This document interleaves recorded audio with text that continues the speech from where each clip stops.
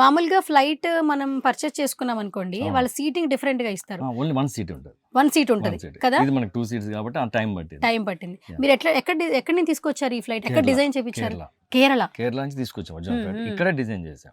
ఇక్కడ డిజైన్ చేశారు. ఎంత టైం పట్టింది మీకు? 2 years.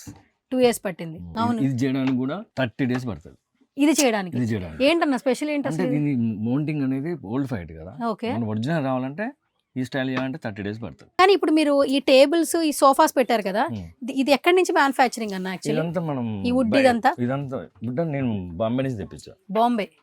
ఓకే, వర్కర్స్ కూడా బాంబే.